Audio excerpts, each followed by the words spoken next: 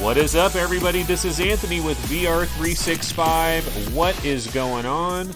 Let's see, what is today anyways? I'm discombobulated. It is Tuesday. It is the month of June. It's the 4th day, year of our Lord, Gaben 2019. What's going on, guys? It's another episode of VR 365. And guess what? Back-to-back interviews with a VR gamer named Chris. Chris, I just did an interview with Chris Richardson. We actually recorded it, though, on Sunday when YouTube was dead. Did you hear about, like, YouTube being dead at all when that happened on Sunday?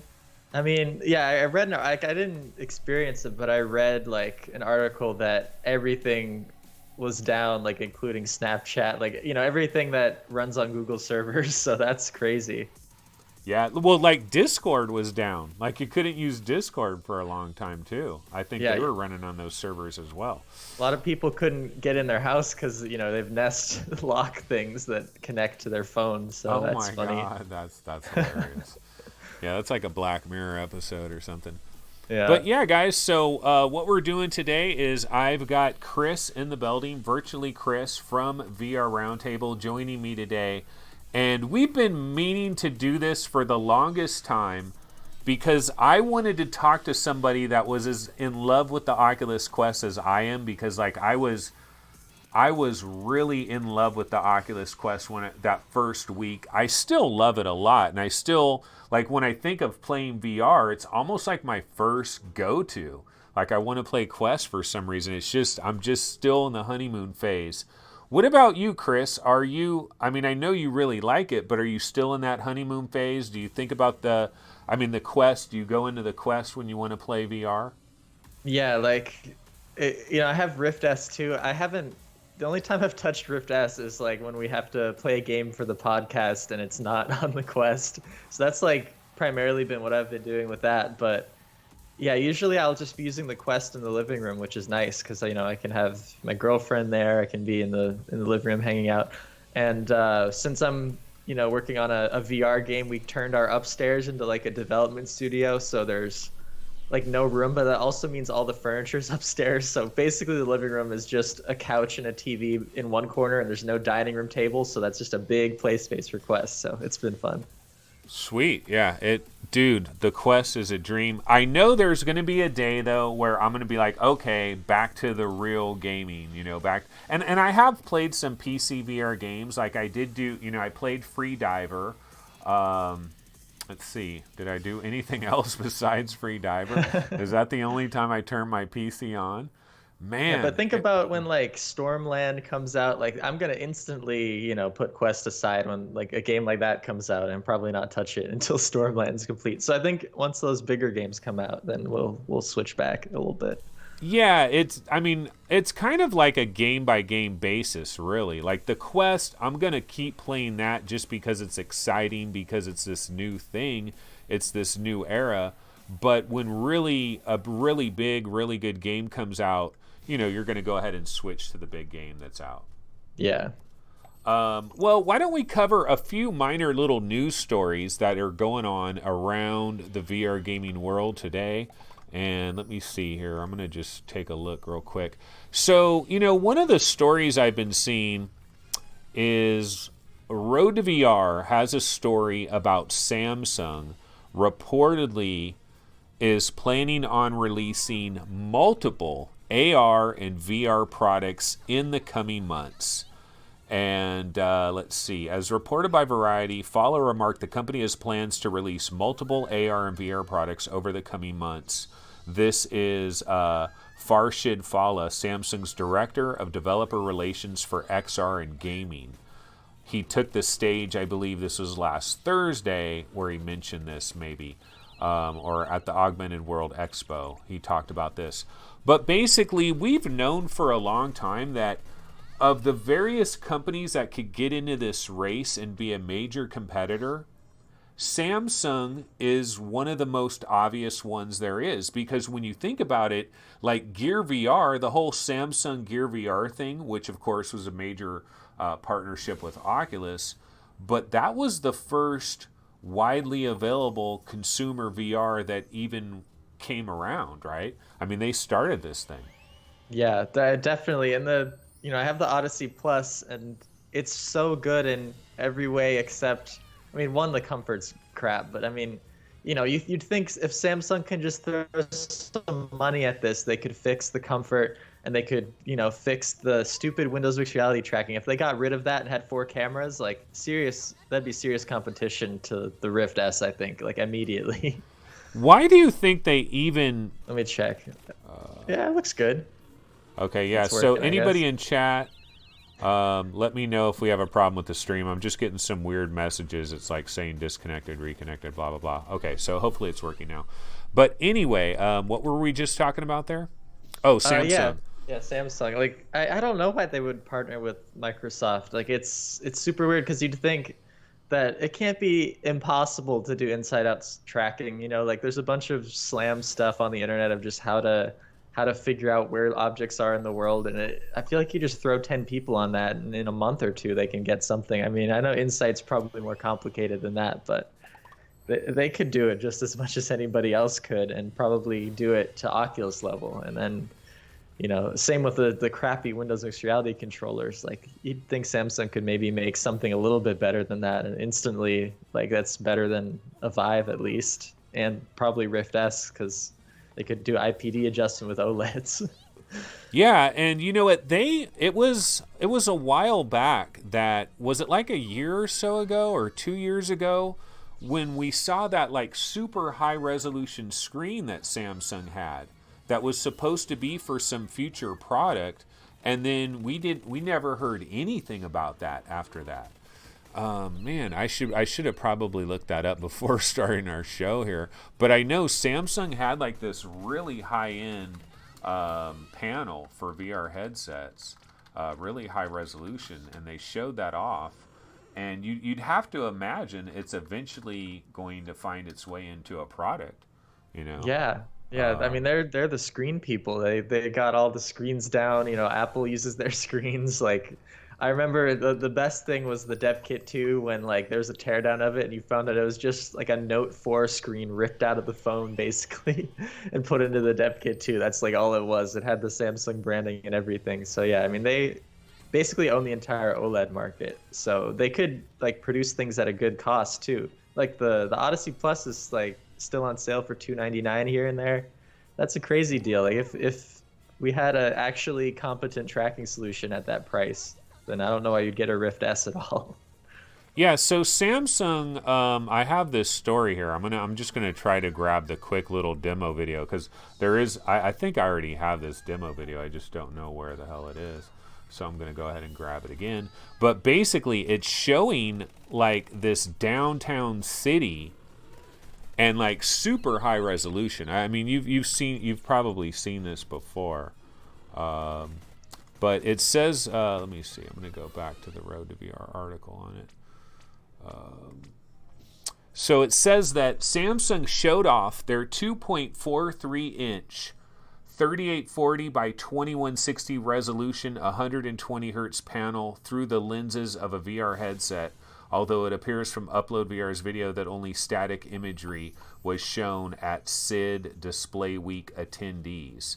So the panel on display features 1200 pixels per inch PPI. Wow. So it's basically like 2160. It's pretty much like a 2160 by 2160, right? Because it's 3840. Yeah. So this is another 2160 by 2160 headset that, and I got the video now, so let me go ahead and throw that on there. Yeah, but the cool thing is it's 120 hertz. So like that's getting to Valve Index territory. Yeah, that's basically literally just 4K. So if they put two 4K panels, then it'd be legitimately 4K. That's super crazy. Okay, so I don't know if you're seeing this, Chris, but Yeah, this was we saw this a long time ago, and now there's two different demos, because one of them is JDI. Now JDI, that's Japan Display Initiative, I believe, and Sony is a big part of JDI. Now this is the Samsung.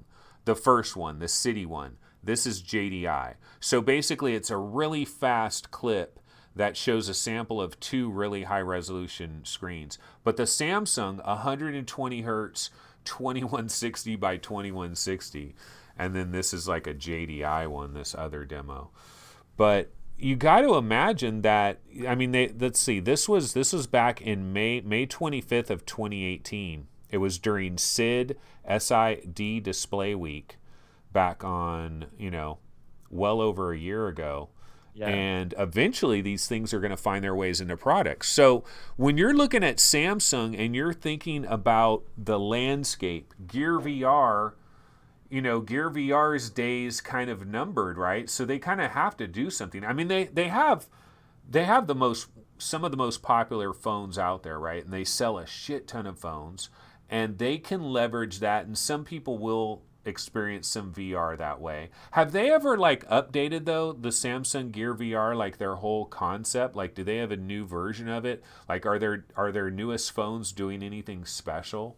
No, I don't even think their newest phones work with it anymore, which is really sad because it was a cool concept. But I mean, I'm sure they know that kind of Oculus surpassed them. What baffles me is why Oculus wouldn't have partnered with Samsung to make the Rift S. Like, imagine if they did that, how good that would be.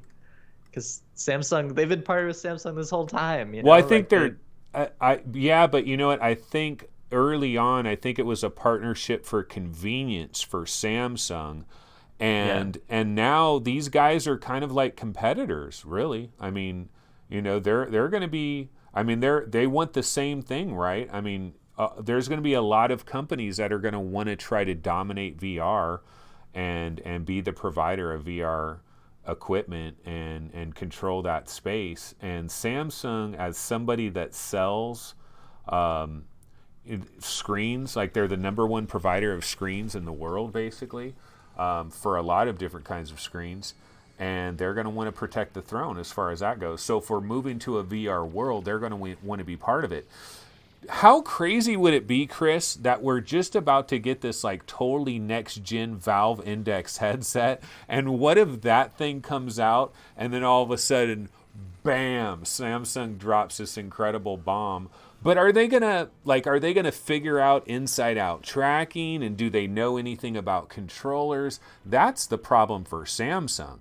There was a rumor a long time ago. Did you ever hear this rumor that Microsoft was going to get out of gaming, but they were going to sell the Xbox, like the whole Xbox thing, they were going to sell that to another company. This was rumored for a little bit.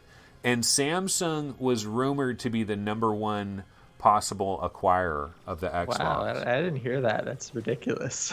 Yeah, this was just it was like one of those things where shareholders of Microsoft, this has been going on since basically Microsoft got into gaming.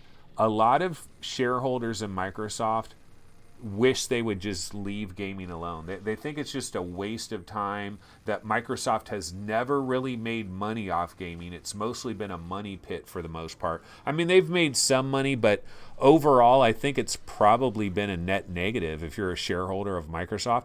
Some of them have always wanted Microsoft to just get rid of gaming.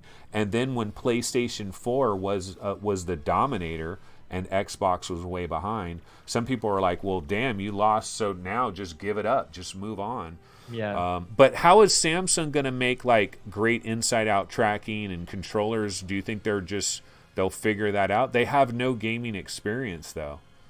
Yeah, I feel like if they just hired the right people, they could do it, because it can't be impossibly hard to make a good controller. Anything better than Windows Mixed Reality can't be super duper hard, especially since we know Samsung has easily the manufacturing capacity to do pretty advanced stuff.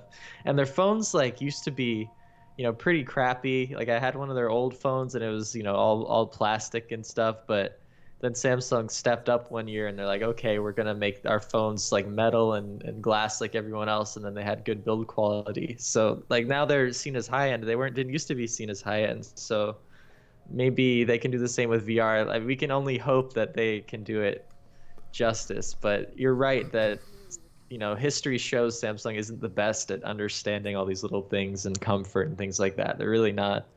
Yeah, dude, the Samsung Odyssey, not a comfortable product. That's to be sure. Yeah. So Chris in chat says, I see 2160 by 2160 and I get bored.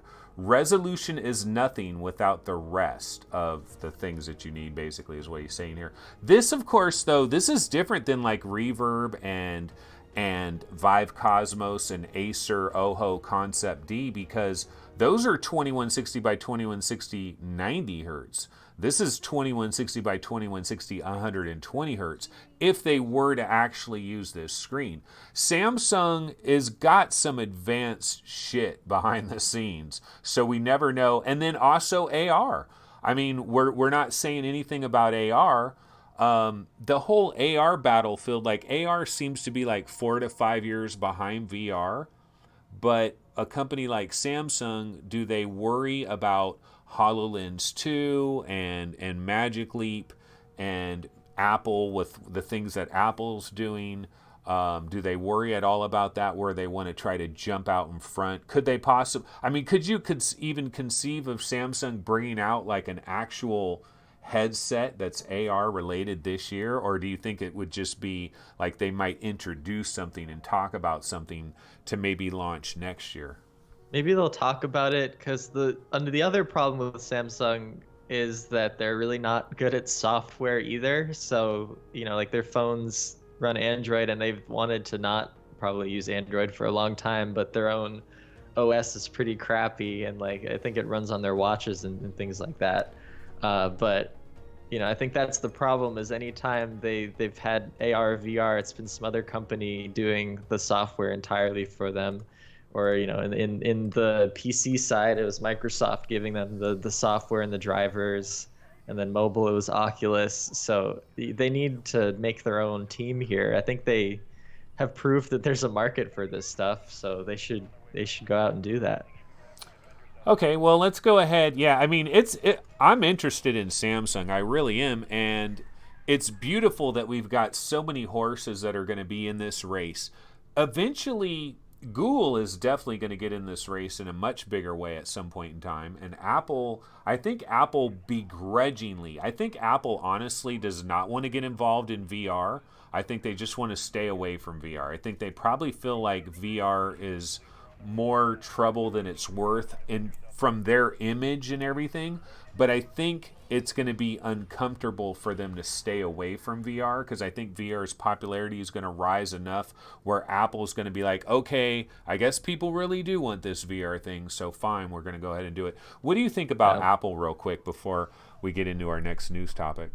Yeah, Apple's interesting because their AR core stuff is super cool. I mean, I'm sure we'll talk about that maybe briefly, but they really have the software nailed with this kind of AR stuff, and this kind of tracking thing is also really good just with a single camera on an iPhone. So it's obvious that they're thinking ahead to applying this stuff in the future. But yeah, I think it would ruin their image if they had some ugly looking thing on the face. Like they're going to want to release a glasses style AR product like when it's ready, and not even introduce anything before that. I think that's historically what they do, is they just come around and they're like, hey, here's something better than everything else. So I hope they actually end up doing that, but that'll be probably at least 5 years out before we see anything from them. Yeah, but the InReal, those InReal glasses that are coming out pretty soon. Have you seen those? They're not that bad. Like, they're not that huge. Oh yeah, I have seen. You're right. I mean, it's They're getting there probably quick, not. isn't it? Yeah, they're probably not that good. Like the thing that I've heard about them is they're not as good as HoloLens. They're not as good as Magic Leap, but they're $500. Now you got to use a phone, so you got to have a phone that has a really crazy good Snapdragon. But maybe Apple, maybe they could get to those glasses a little faster than we think. Okay, so one of the biggest stories of the day, Chris, and this is a huge story for Quest owners everywhere. We've been wondering when our new Quest games going to start arriving, and apparently the Wizards is coming to the Oculus Quest this Thursday. So the Wizards started out as a PC VR game. I remember playing a demo on PC VR a long, long, long time ago, and it didn't really run very well. I had a 970 at the time, didn't work very good. I wasn't too impressed with what I saw, and I really hardly experienced the thing. Then they created the Wizards Enhanced Edition, which I believe this is the trailer that we're looking at right here. It came to PlayStation VR. I played it on PlayStation VR to a degree, and I was actually very impressed with what they were able to do here on PlayStation VR, because the way I would describe it is when you're going through these early areas of the Wizards, it's very colorful. It looks like they really throw a lot of color, and it's this magical, you're throwing fireballs and there's creatures, and it's kind of like this old school dungeon master kind of game, and it all works out really well. The downside is when you really start to look at the backgrounds and everything, it kind of starts to break down at that point. So I kind of wonder how this is going to be watered down even a little bit further on the Oculus Quest. But my question for you, Chris, is are you excited that we're now starting to see new releases and games we never heard anything about? Like, I don't believe this was ever rumored that the Wizards was coming to the Oculus Quest. Oh yeah, it's really exciting, and I guess the good thing is Carbon Studios like has made mobile work before. Because I was checking before this show, I mentioned that they had a Go title, and they did, and it was kind of like a scaled back version of the full on enhanced edition. But the fact is that was probably one of the only like pretty decently sized games on the Oculus Go in the first place. So I'm really happy that that's going to be coming to Quest, or like the full and enhanced versions is coming to Quest. And yeah, it's a good sign, because I've seen the Quest Reddit. People are starting to get starting to want more content. They're like, where's new games? Which is funny because it's only been a few weeks, but this is super good that it's just coming out. I wasn't expecting that. I thought maybe they'd release in batches or something, but no, it looks like games are just going to start flooding out, which is great. Yeah, I mean, there's a part of me that almost wishes we had a little bit of a longer drought season with Quest software, just because we got such a giant explosion of it. And it would have given a lot of developers, the longer we go without new games coming, people start looking at the catalog and they're like, oh, well, what other existing game can I grab? Now, as soon as we really do start, all the games start trickling out, and Racket NX comes out, and 11 Table Tennis comes out, and all these different games that are supposedly coming to this thing in the very near future. Once that starts, the back catalog games, there goes their time to shine. The ones that people maybe like, the Fruit Ninja VRs and stuff, where it's like you didn't want to buy it right away, but the longer you have a drought, you might buy one of those. But it's cool to see this begin, new games coming. It's cool. I don't know if you saw this or if it's even reported really anywhere, but like the Oculus blog post, and they said that our growing Oculus Quest content library is on target to hit 100 plus games by the end of the year, which is wild. So it does really sound like they're ramping up. Like I haven't even heard that reported anywhere, which is funny because it's out there. It's them talking about their E3 stuff today. So was it like experiences, or was it very specifically games?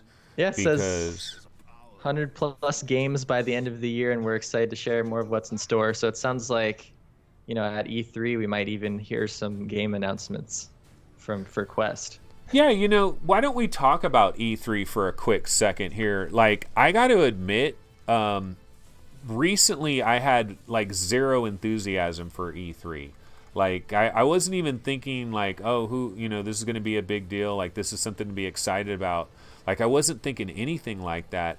But you know what? It does seem like we are going to get a lot of little announcements and stuff. And Upload VR, they're in a beautiful situation, because they've kind of just fallen into this reality where they're the number one VR gaming website because of a lack of competition of anything else to threaten it.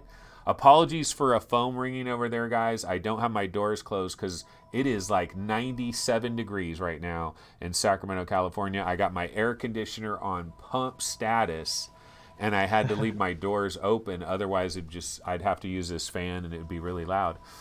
But instead, I get a phone ringing in the background. Apologies for that. But what was I just talking about here? Just just E3 and how Oh yeah, you're E3. excited. Maybe you're getting excited. I don't Well, know. no, I How are was you? talking about how Upload VR hit the freaking Yeah. lottery and they Oh fell yeah. into being the best VR gaming website we have.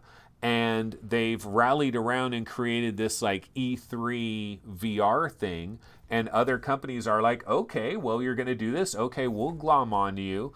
And so they're going to have this little E3 like show that they're going to have, and there's actually going to be stuff that's legitimately shown over there, which is kind of crazy. We're going to hear some new announcements of some new games. It says Upload VR E3 VR showcase to feature over 30 games on June 10th. Yeah, so this isn't too far away. It's going to be 9 Wow. a.m. Pacific time, 12 noon Eastern, 6 p.m. probably in the UK. VR headset not required. So you think they'll have some interesting stuff there? You think Valve might be there too? No. I hope so. No, but yeah, it's cool. Even in this blog post, you know, the Phantom Covert Ops, which is a recently announced stealth game, they're gonna have a demo of that. They'll also have a playable demo of Lone Echo 2 there. I wish I could go. I want to play these demos definitely. And then also, it looks like Vertigo Games is going to announce a new game as well or something. So a lot is going to happen, it sounds like, which I wasn't Oh yeah, expecting. yeah, Like yeah. I thought, That is a news story actually. Arizona Sunshine developer Vertigo is going to reveal a new game at E3. Now these guys just revealed that DLC, right? That the DLC for Arizona Sunshine. You'd almost see. I was expecting Arizona Sunshine 2. I thought it was about time. Like when you think of the biggest VR games that we got in like 2016 and 2017, don't you think that it's about time that a lot of those big games had sequels? Like Job Simulator got a sequel, it got Vacation Simulator. But like stuff like Raw Data and Arizona Sunshine, like it's almost time for like Arizona Sunshine 2, Raw Data 2. We got Windlands 2. I'm trying to think of games that came yeah, out around that time Dead and that we Buried too. yeah, well, yeah, Dead and Buried 2. Although Dead and Buried 2, that thing flew under the radar, and it's just all it is online, right? There's no single like. Is there even like horde mode and stuff? Like, do you know anybody that has the Oculus Rift version of Dead and Buried 2? I don't. I don't even know anyone who has the Quest version. It's like a little too expensive. The Yeah. best part was it was free. That's why everyone played it. Now it costs Uh, money. It sucks. it's $20. Yeah. See, I've never played like Dead and Buried 2. I know nothing about it. I didn't buy it. I didn't end up getting it for the Quest, so I don't have it for the Rift, and I haven't really heard much talk about it. I mean, people talk about the like the Quake Arena type gameplay that it does have, which that would be kind of fun and cool. But it's like the part that I liked with the original Dead and Buried was it had single player, where you're just in a shootout, it has like the single Yeah. player shootout thing. And then it has like the co-op and like the horde thing. Yeah, no, it was super good. Man, this just brings me to the point that I wish there was something bundled with Quest. It sucks there was nothing. They should have just thrown in even any of that, you know? Yeah. I think they knew that they had this pin-up demand for this product, and it worked well for them, right? They're Oh completely yeah. sold out until it's a situation where you can walk into any Walmart, you can walk into any Best Buy, and they've always got Quests, and there's plenty of Quests available. Until that's an actual situation, they really shouldn't do anything spectacular in terms of deals because they've got you. You Yeah. know, when I was at GDC and me and Sebastian from MRTV, we ran into each other and we did like this little quick show right there. And we had just played Quest and played Rift S, and we were wondering, would there be a free game? And I was like, dude, they should put Beat Saber in the box. But Sebastian was like, that's a Christmas thing. Maybe they'll do that this Christmas. If Beat Saber, imagine that though, seriously. Like Beat Saber, Quest, and a special box, and it's Beat Saber all over it, and it's Quest. I mean, they gotta do it, dude. I think if they have any trouble, if their sales eventually start to slow, that's what they do. That's what they Yeah. should do. They got the backup plans. Okay, you know what? We got a brand new trailer that was released today. It is Rogan, The Thief in the Castle, and this trailer looks really good. Now, I'm not going to full screen it, but we've got a pretty giant screen right here. Me and Chris are in tiny little windows. We got chat over there. And so what I'm going to do is I'm going to run the brand new Rogan trailer. This is a pretty hot upcoming PC VR game. Smilebit Entertainment, I believe, is a developer. Or they're at least the publisher. So I'm going to go ahead and turn the volume up on this Dead Effect 2 VR, and we're going to check out the new Rogan trailer. So let's check this out.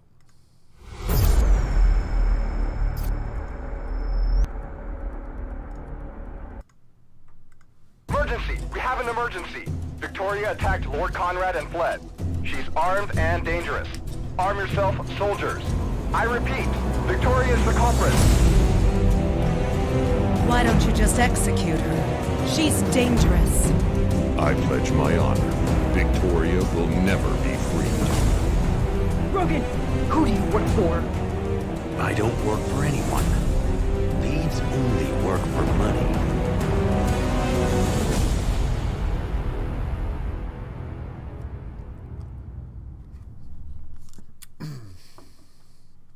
Okay, so that is Rogan, The Thief in the Castle, and summer 2019, man.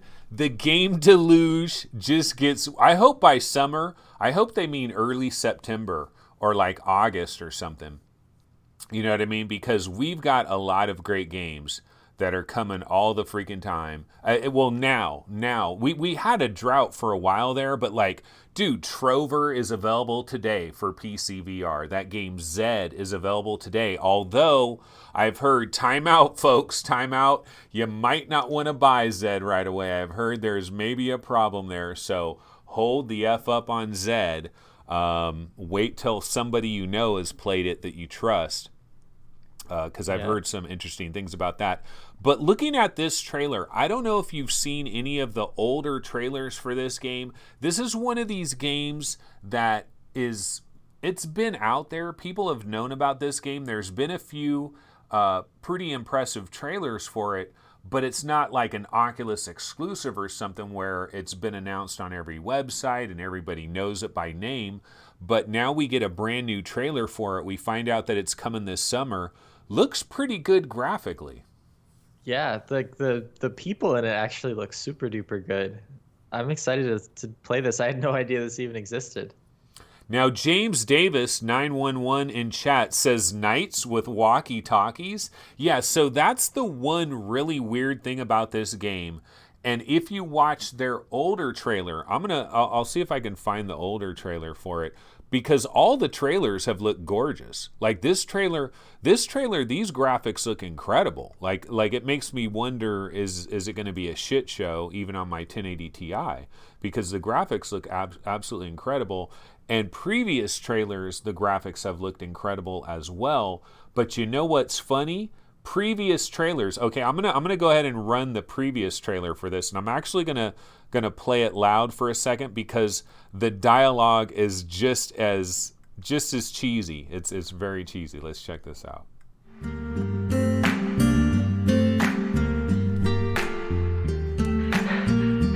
Carl, it's Victoria. What happened? Lord Conrad died. He's been murdered. Oh no. The Lord. Victoria, go to storage room 3. I'll meet you there.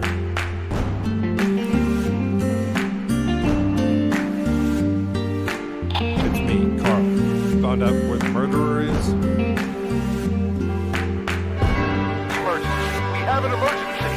Victoria attacked Lord Conrad and fled. We're after her now. Victoria is the culprit. She's armed and dangerous. Arm yourself, soldiers. I repeat, Victoria is the culprit.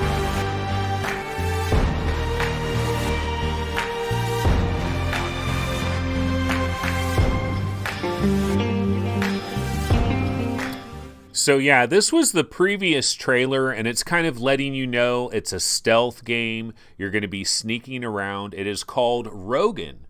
Joe Rogan, the thief in the castle. You've got to retrieve your long-lost blunt that you accidentally left inside this castle.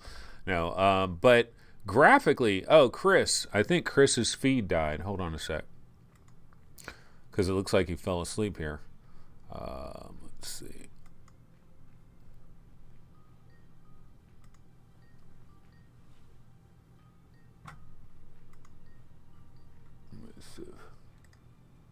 On for audio for now. My computer's rebooting. The internet. Oh, crashed. okay. Let's see. Wait, go ahead and talk. Yeah. Can you Okay, hear me okay. We got Chris's voice here. Sorry about that, guys. I was like, dude, I thought Chris, I was like, damn, this trailer isn't that boring for you to like totally fall asleep. No, it's funny, dude. If you see the expression on your face, it looked, yeah, people in chat are like, LOL, he's just high. And Christian Jensen was like, that picked up. No, because when it froze on you looking like you were just like, dude, like you were either about to fall asleep. It's funny. You'll have to watch the replay of this video later when you get a chance on the stream. It's funny. But anyways, so this was the previous trailer. And I don't know what's going on with the story of this game where there's like people talking on like cell phones and shit. And it's like this medieval world. And you got like these two people like in chat, what's his name said, yeah, James Davis 911 says knights with walkie-talkies, and in both trailers, they've got people that are pretty much talking to themselves like they're in walkie-talkies.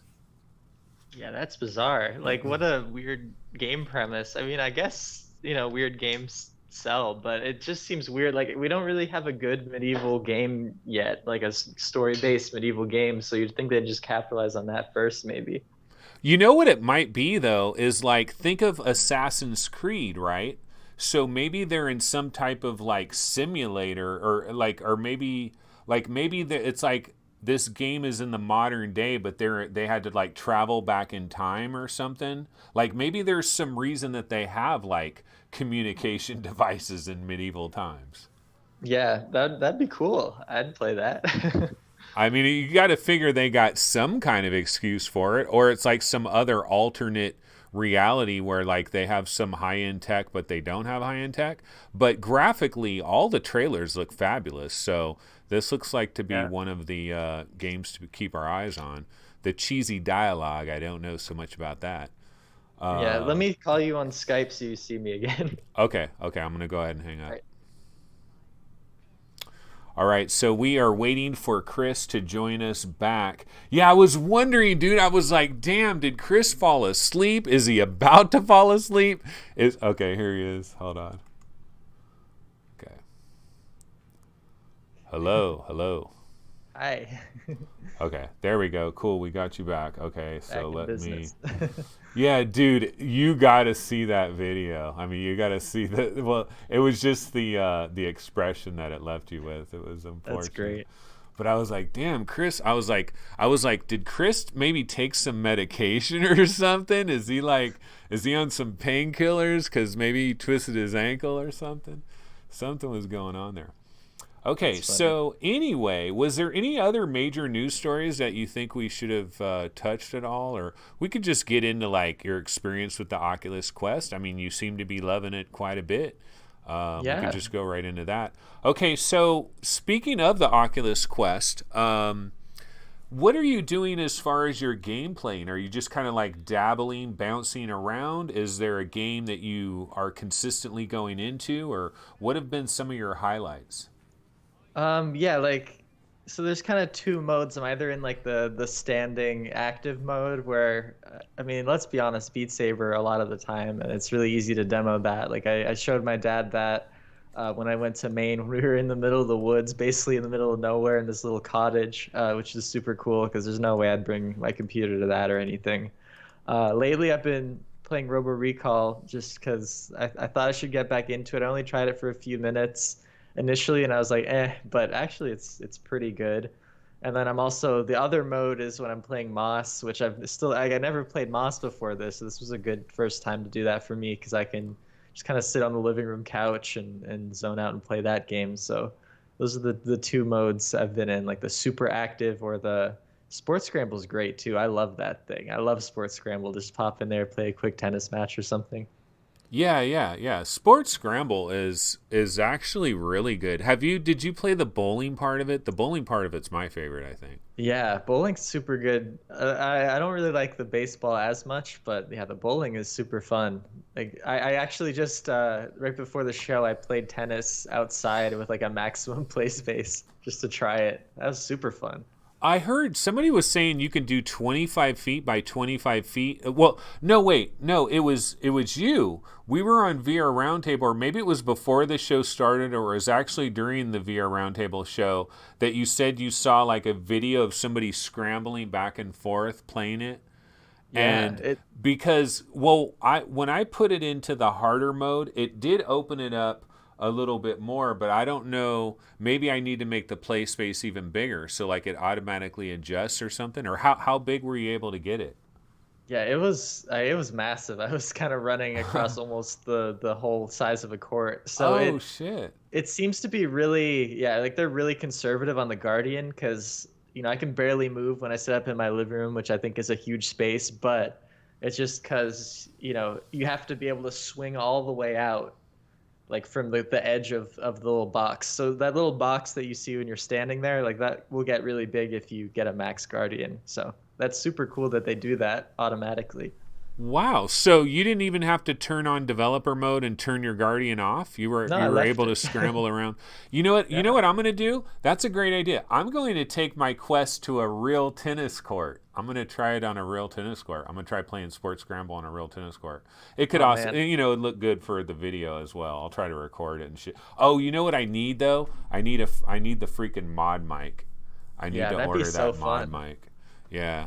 Yeah, no, someone in chat right here says, Lefty007 says Anthony still hasn't done his wide field Quest test.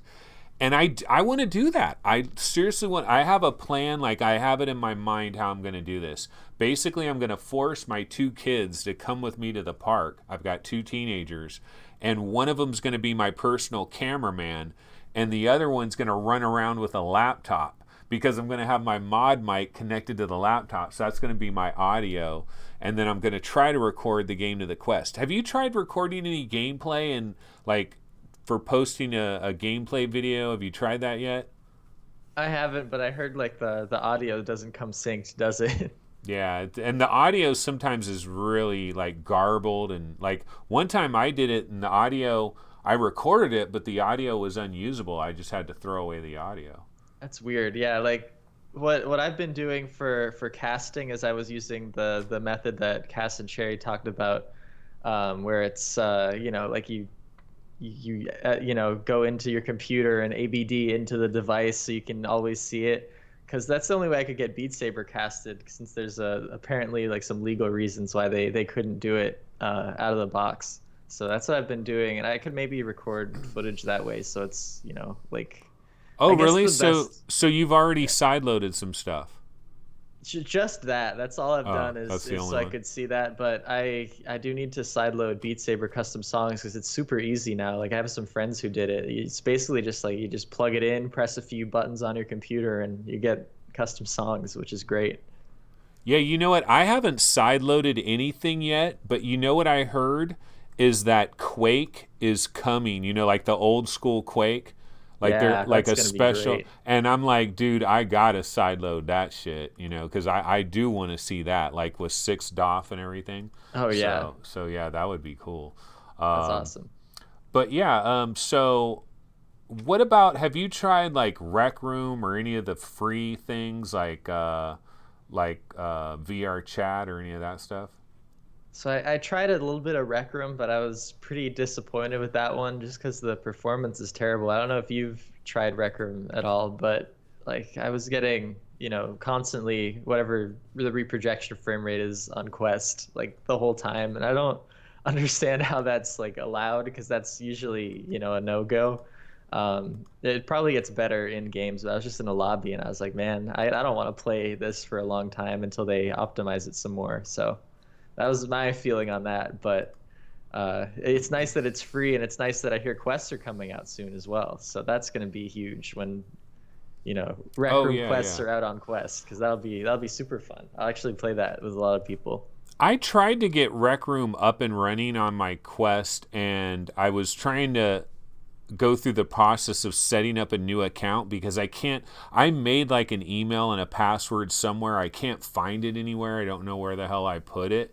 And so I was just going to try to make a new account with like a new email and a new password.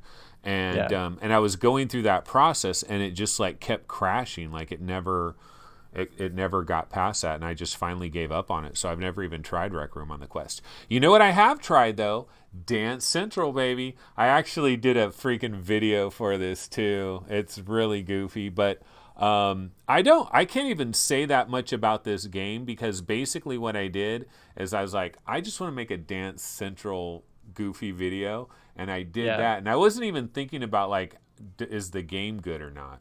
But I think what I would need to do with this game, see, the thing is, it's like the old Dance Central games, basically, where they show you a little animation, you know, and it's called something.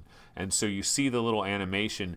And the thing is, if you don't learn how to do that actual thing, then you're basically getting 0 points for that particular thing. So I got to imagine they probably have like a tutorial mode that you can basically, you know, go into the options and maybe just learn that one move. And then until you're, like, you keep doing it until you're actually noticing that you're scoring points, you know, where it's registering you as, because like when you're doing good, everything, like the music changes and the color of the, have you tried this at all?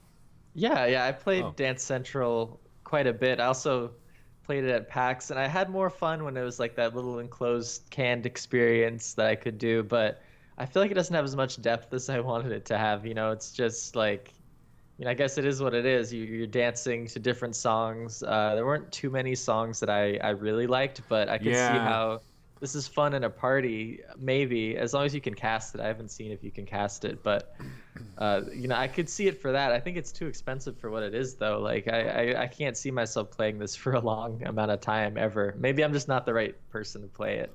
It is cross-buy, though. So, like, if you had a Rift and a Quest, you know, I could kind of see, like, if you got, like, a family and stuff, and, you know, so sometimes people are using your Rift or whatever.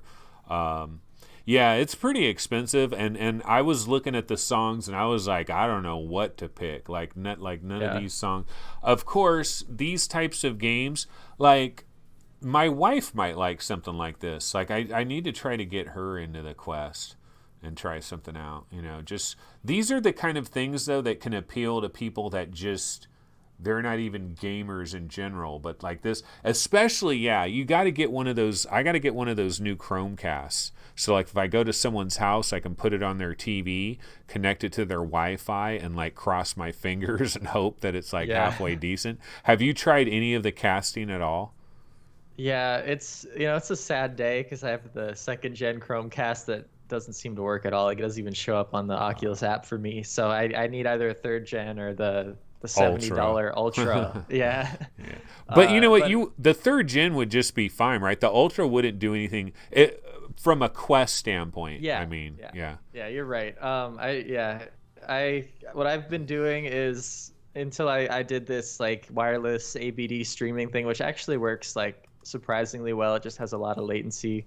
But before that, I would just, you know, cast to my phone, and then I have like a Roku TV, and I have an Android phone. Android phones have that like Miracast thing, so I can cast the screen of my Android phone. So I'm like kind of jumping hoops there, but you know, I could at least get it on the TV. Hey, you know what? While I have you, and before I forget about this, could we diverge real quick into Valve Index talk just for a second? Kind of some of the stuff we were talking about on VR Roundtable. Like, I find this to be crazy interesting. And I was talking about this with Chris as well, the other Chris, this same exact topic of, like, we look at all these review videos. You know, we go to Tested and we watch the Vario VR1 review. We go to MRTV, he does a review on the Reverb. Or we go to these different places and they have these review videos. And normally you would think, okay, the review video is going to be pretty accurate, and I'm probably going to agree with this guy's talking about. And the bad things that this guy's talk about, I'm probably going to think are bad things. And the good things they're talking about, I'm probably think are going to be good things. And I'm not going to agree 100%, but generally, I'm probably going to come away with the same kind of ideas. But one of the things that I thought was so interesting is all those different, not reviews, but I guess in-depth previews, right, that came out last week. Ars Technica had a huge thing on their website. Ben Kuchera of Polygon had a thing. Of course, Tested. Addie Robertson, a whole bunch of people, right, had their impressions and their takeaways from the Valve Index. And it was so weird how one guy said the sweet spot is huge. One guy said the sweet spot's tiny. One guy says the God rays are really noticeable. Another guy says the God rays are almost a non-issue. And so what do you think when you, have you always known that it's just for the individual person, or did you normally think you could kind of trust a generalized review? I've never even tried a Samsung. I've heard people talk about them, and now I'm thinking, man, maybe I should go buy a Samsung, because maybe I think it would be the best thing ever, because you hear bad things, and sometimes maybe you can't trust everything everybody's saying out there. Yeah, it's a hard thing, especially with the Index, because we have really no reference point to what these lenses would be like. It's all over the place, and my opinion on the podcast was that maybe the lenses just aren't manufactured up to spec. So there's one that's has a lot of God rays or something, and then there's one that has less of that. Because I know that's how it was with the Rift originally when it launched. It had kind of all over the place. Some people would say I don't have many God rays, and they were true. They were right, because I have 5 Rifts in this house right now because we're developing a game. It's ridiculous. There's just sensors everywhere. It sucks.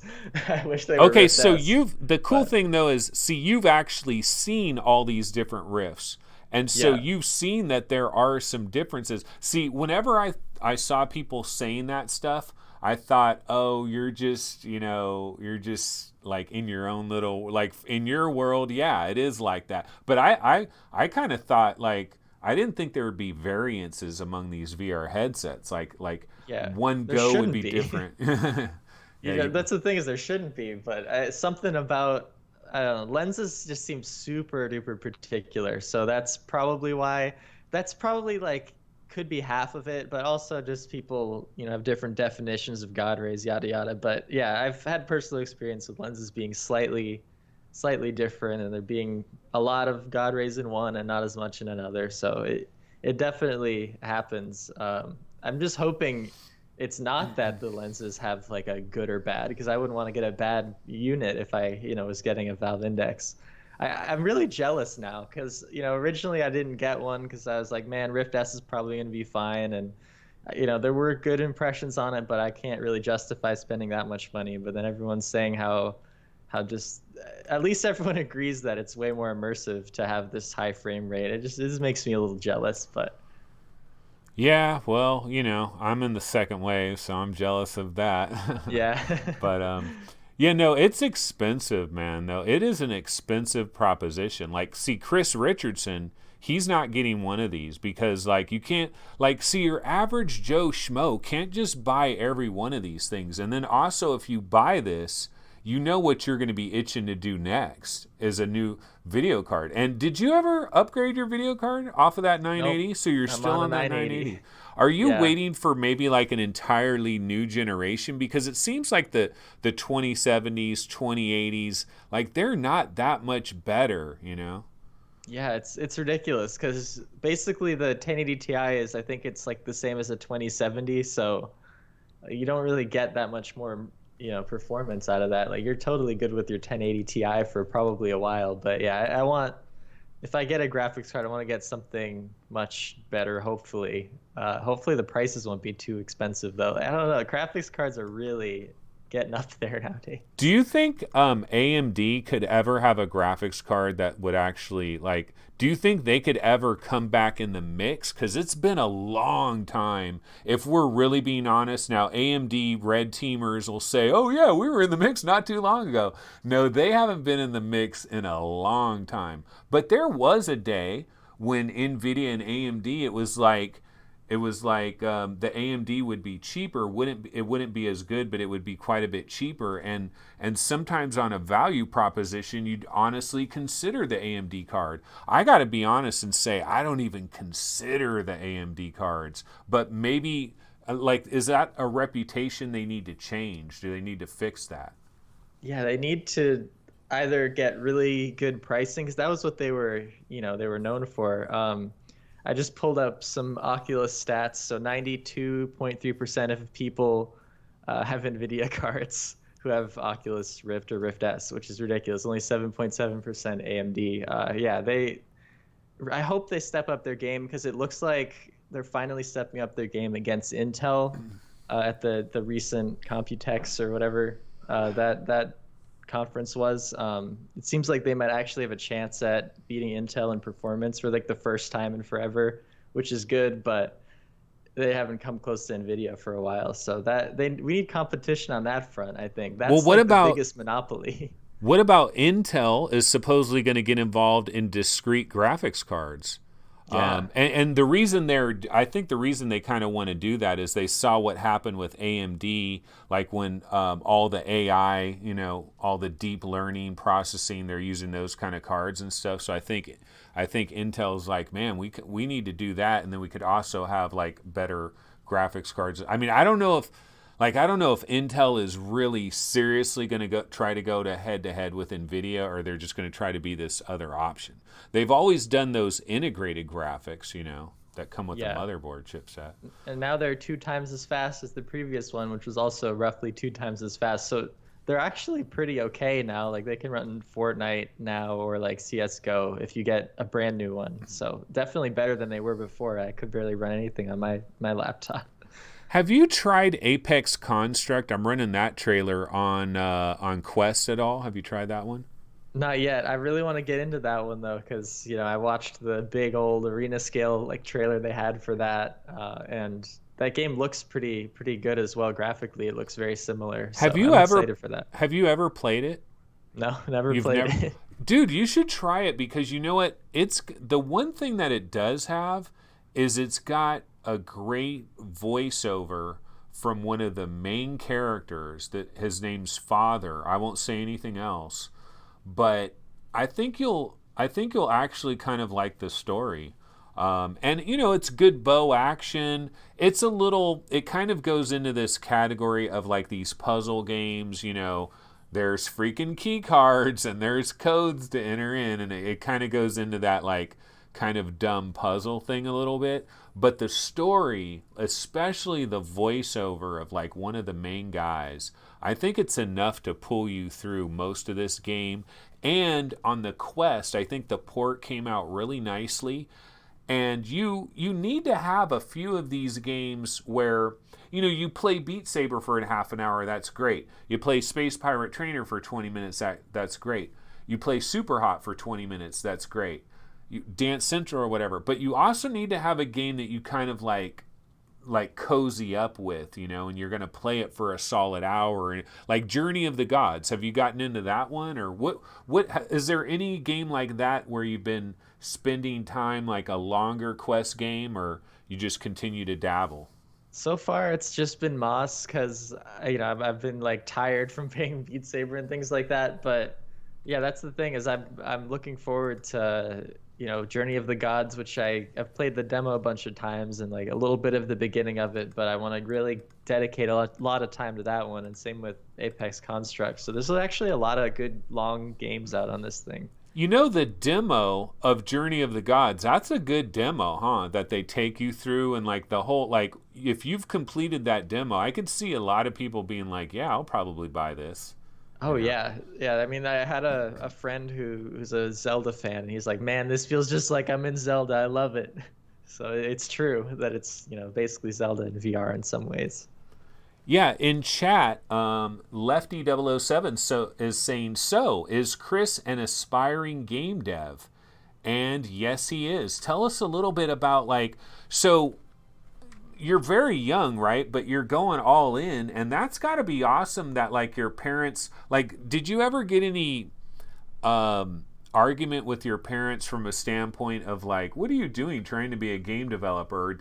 Well, I mean, we're in this modern society. They probably understand game developer is a great fucking career to possibly do. But maybe 20 years ago, somebody would have looked at you crazy like, game developer, you need to be a doctor, you need to be an engineer. Yeah, so it's a wild story because I just have always, been doing YouTube. I've always been like a weird kid who does, social media and things like that. So that was what I was doing for a while, and I always kind of liked filmmaking to some degree. But I also liked once I got the dev kit 1, I was like, wow, this is amazing. I really want to make like VR movies or make some sort of VR storytelling. So from there, I looked for any like school that had VR. Of course, none did. Like VR is kind of a thing you can do now if you look for colleges today, but it didn't exist. So I was like, what school can I go to that somehow is VR and somehow is storytelling? And I ended up being a game producer. So it's like one of the only colleges that has game production management, which is like the business side and also like project management basically as well. So I'm kind of the head project manager for a team of 5 people currently, and we're working on a VR game. So I kind of introduce everyone to VR, like, hey everyone, I'm super passionate about VR. I have like 5 headsets, try all of them. And then that's how he ended up doing a VR game. So I was happy about that. Yeah. But how long do you think, so you think you're already up to a certain level where you can start making games, or are you still like actively taking like classes that guide you along at all? Yeah, so at my college, it's every year there's a production class. So this year, our game that we're working on still now was that project. So it lasted for a semester, and I had actually 10 people on that team. So we were all just working on the game as a school project, going to some like award ceremony things and like, seeing if people liked the prototype we were making. And it was really nice because we won first place at our like local game meetup, and there's like 40 games at that one. And then we went to another regional one and we won 3rd there, and there was probably like 150 games. So we were just happy that a lot of people liked the concept of our game. I won't talk about it too much, but yeah, we're working on like a snowball VR game, hopefully for Quest, fingers crossed.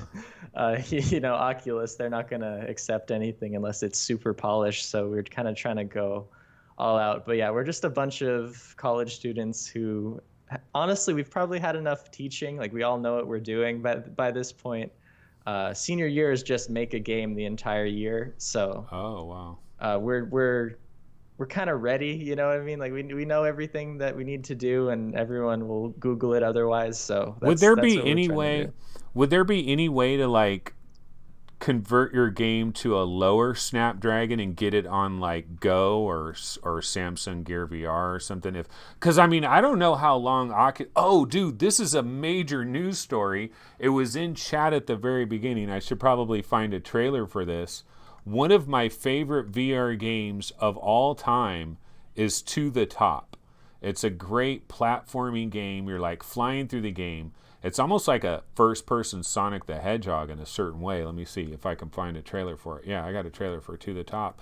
And so this is in the news. Now, apparently, the developers of To the Top, which I believe is Electric Hat Games. Yeah, Electric Hat Games, that's the developer. They submitted this game to Oculus, and Oculus said, no, sorry, it looks like a tech demo, we're not interested. How crazy is that? That is super crazy. I've heard a bunch of like rumors about this whole Quest application process. I see Lefty007 in chat said no story, no accept, it seems, and it does seem that way. So we got rejected the first time we submitted, and I kind of asked why, and they're just like, oh, the game's not ambitious enough, basically, and it costs too little. It's like, okay, so That's weird. So they're not, they don't want like little $5 games and stuff. Yeah, because our game was going to be like a little $5 game, but it doesn't seem like, at least the person I talked to didn't seem like they wanted that. So, we added like a campaign mode concept and then submitted that. So we'll see how that goes. But it does seem like it's more like a lot longer experience they want. So it's a weird thing. It's really, because I feel like there's probably just some guy who accepts or denies, and he has different reasons, but you don't get the reasons when you get rejected. They just say, you should develop for Rift. It's fun. Oh my You can God. publish on Rift right away. So they don't really give you a reason unless you kind of interrogate. So the nice thing about being in the Oculus Start program, they have all those programs. That just means they send like a free Rift and give you Unity codes, and if you have questions, they'll help you out. So they actually will look at it and give you things to improve, which is nice. Most people don't get that. So, You know what I was thinking though is like, you know how it'd be cool if they had a market where there were tons of little like $1 games, $2 games. Do you remember when Xbox had like those super hardcore, what was it called that Xbox had, where they had like a marketplace where it was like super indie, but the stuff was like 99 cents and stuff? yeah, I don't know what that was called, but that was super cool. And then Xbox shut that down too. Like after a while, they closed that down, and that was, so it's almost like, I think what Oculus is thinking is, they're selling this thing. They want Joe and Sally Walmart to buy this thing. You know what I mean? And like soccer moms, they want like regular people that maybe aren't gamers, so to speak. And I think they're probably worried of having like these really cheapo games that may or may not, have some jank to them and that type of thing. And like, so they're like doing this like curated thing. And I think they're maybe a little too heavy-handed with it, but to the top, like they should know, first of all, like maybe the game isn't running well, and maybe that could be a problem, but like if it's the real game of To the Top that they got working on the Quest and they're like, no, we're not interested, that is freaking bonkers. Like that is a major mistake. Like, Jason Rubin, I can't imagine, like I would have to imagine Jason Rubin knows the good games and the not good games, at least most of them, right? And so if he was aware of this, I think he would say, yeah, allow To the Top. This is, people freaking rave about this game. Like, it has to get there. I mean, it has to come out. That's ridiculous. Like, I see so much chat, so they spent a year porting it. Like, that was the crappy part, is that if you weren't in the Oculus core group of people, you could have been trying to port for Go just to like test on Go, and you're like, oh man, Quest is coming out, and then you heard the news, you have to be approved first, and then it's like, oh, well, if I'm not approved, I just wasted all my time. So it's interesting. That is crazy. Yeah, this is pretty disappointing, because that, to me, it seems like a freaking match made in heaven, that game in the Quest. I mean, it's got such a great soundtrack too. Oh like the soundtrack is so, like, I mean, they might not be songs that you would want to hear on the radio or something, but in that game, it's freaking great. Yeah, so I'm looking at the Oculus subreddit where they're talking about this, and the number one response is like, God, this game would do so well on Quest. There's really almost nothing for locomotion junkies on the Quest store. No Windlands, no Echo, no Climby. It's teleport or walking sims mostly at the moment. Boring. Oh, you know what? Have you tried Shadow Point at all? I haven't yet. Dude, so it's nice. It is nice. Like, it's simplistic graphics, but at the same time, like, you're going through different areas of that game, and like the music, and just Shadow Point is pretty freaking sweet. I like it. I mean, it's there's just a lot of good stuff on Quest, but goddamn, they should have had To the Top. Hopefully enough people will freaking raise hell about that. Like, we need to start, like, this is one campaign I could get behind. Oh wait, there is news about Population 1. See, I heard people talking about Population 1. Let's see. Oh, this is like in France though, so I don't know what they're saying. But I've heard news about Population 1. I'm wondering, like, is it coming out? Is it coming soon? What's going on? Apparently it might be coming to the Quest too.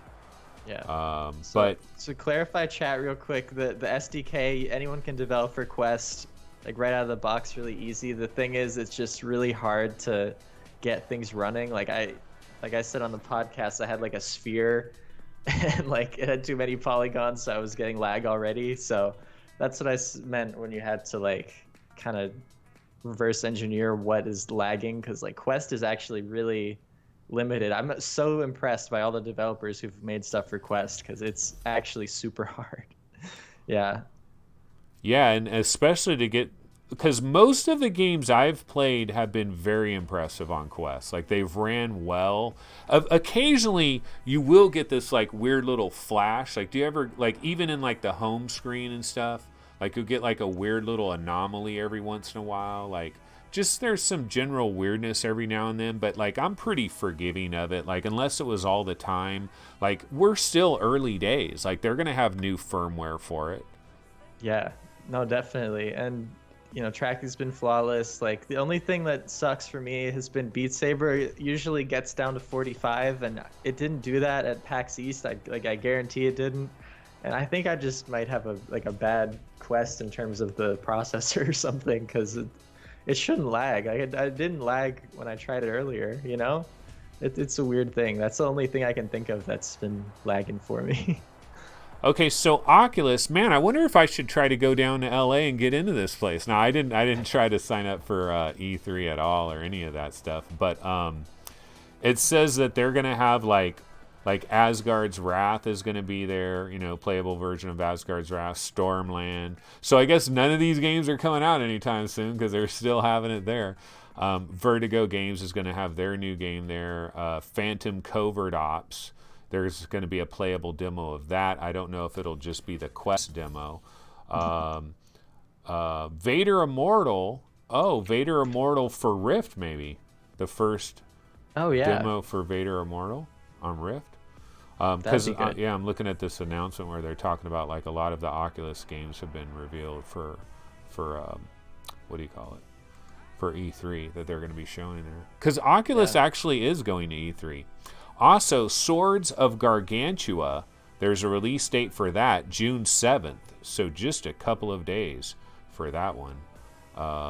There's going to be this Angry Birds movie 2 that has a VR game. Did you hear about that? I did. That's a strange one. It's like a movie game for VR. I don't even know. It's kind of weird.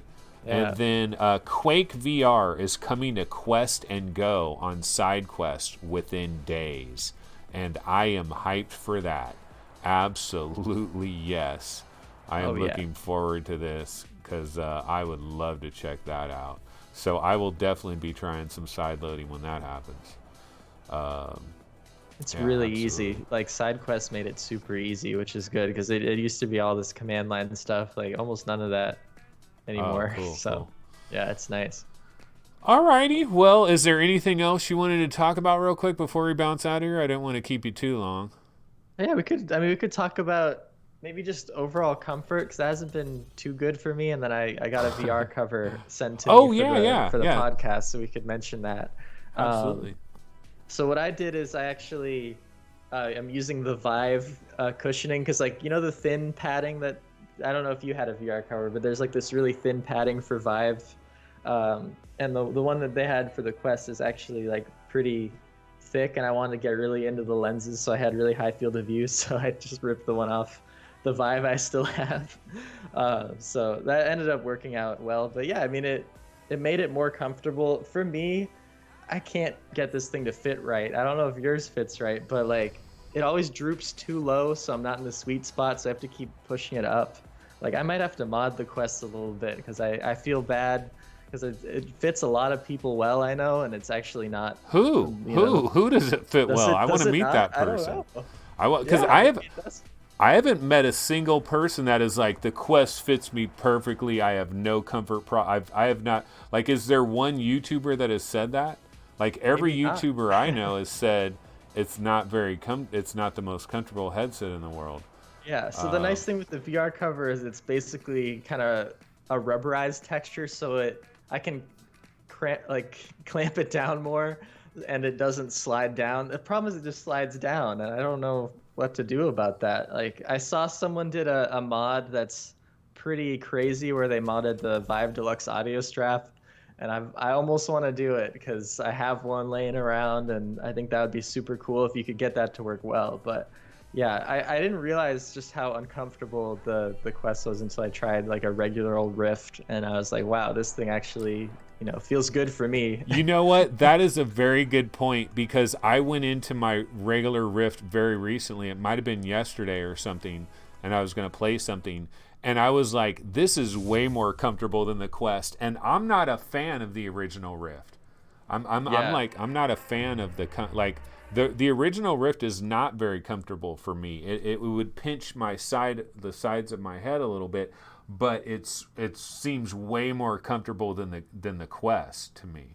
Yeah, and the Go was super comfortable too, I thought. Like when I had the Go, I always never had a problem with that. So we'll have to still, be on the hunt for some better comfort options. That VR cover definitely helped out a little bit. I still want to get that field of view, but also make it comfortable. Well, so. you know what I want for my Quest ultimately is I want a new band. Like I don't know, somebody design a custom band that has built-in audio, and so you connect the audio, and so it'll have audio, and it'll have it'll on the back of it will be more like the Valve Index. Like if you see the back of the Valve Index, it's really on the back of your head. There's no wonder that thing is comfortable, because it's got like these multiple areas where it's using the back of your head to kind of anchor it, because the Valve Index is crazy heavy, dude. It's like 800 and something grams. It's ridiculously heavy. But they have that back part. And so I want someone to make a custom strap, and that has an audio solution as well. Even if it was like $150, if it was really, really good, I might have to go for it, because the Quest... Oh, go ahead. I was going to say the deluxe audio strap for the Vive is the closest thing I can think of for a while till we get like a fully custom thing. So that's why I'm like a little wanting to do that. Yeah. But I'm taking off like the existing strap. I mean, as long as you could get everything back in case it doesn't work right, that would be the one worry, right? Is that's like the taking worry. anything off of it, and then if you can't get it back to its original condition, because it's not cheap enough where you could buy one and experiment with them. So Paul Auger in chat says, I find the Quest pretty comfy. I find it fine for about 25 minutes. It's just whenever you go beyond that, like I can get to about 45 minutes, then that thing's got to come off.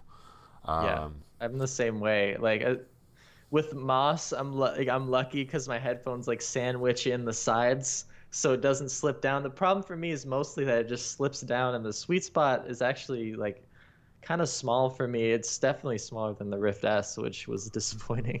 You know, the headphones that you're using with it, did you ever get a situation where they were rubbing on the rubber side parts of the Quest itself? I was getting like this, like I still get it, and I just freaking deal with it. I need to get some different headphones that don't touch it at all, but like it rubs and it like makes this like squeaking noise. It's so freaking annoying.